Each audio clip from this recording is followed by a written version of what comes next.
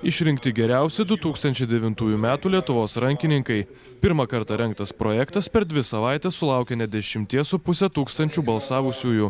Favoritas tarp vyrų – Šveicarijos klubo Ciuricho Micityje ir Lietuvos rinktinės vartininkas Arūnas Vaškevičius. Geriausia moteris rankininkė Vengrijoje rungtyniaujanti Laima Bernatavičiūtė. Abiejose kategorijose virė ir ši kova ir laimėtojai paaiškėjo paskutinėmis minutėmis. Geriausios rankininkės rinkimų nugalėtoja ir antroje vietoje atsidūrusi Birutė Štelbrink yra Garliavos rankinio mokyklos atstovės Rimos Urnikienės auklėtinės. Kadangi geriausia rankininkė Laima Bernatavičiūtė atvykti negalėjo, apdovanojimą atsiėmė jos trenerė. Nudžiugino, aišku, kad dvikova vyko tarp mano merginų, garliavinių, kaip mes kalbam, Birutės Grušauskaitės Štelbrink ir Laimos Bernatavičiūtės. Tiesiog džiaugiuosi tuo.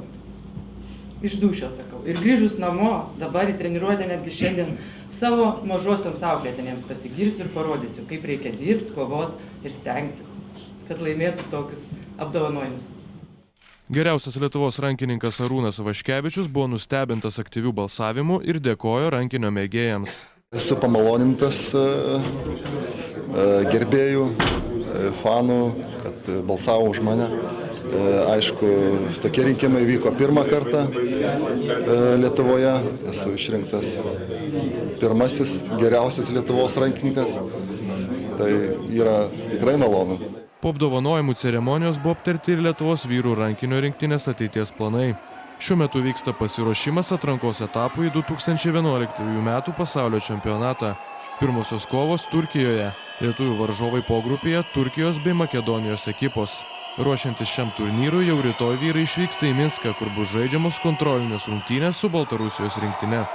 Vyriausias rinktinės treneris Gintaras Savukynas atrankos pogrupėje pavojingiausiais išskyrė makedoniečius. Viena bėdų, pasak stratego, susilpnėjusi sudėtis. Dėl įvairių priežasčių rinktiniai padėti negalės keli svarbus rankininkai. Kaip bebūtų, sudėti ginklų niekas nežada.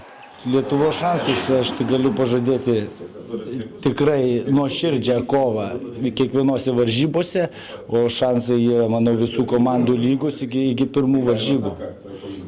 Paskui parodys rezultatas. Lietuvos rankinio rinktinės žygis į pasaulio čempionatą prasideda kitą savaitgalį Turkijoje.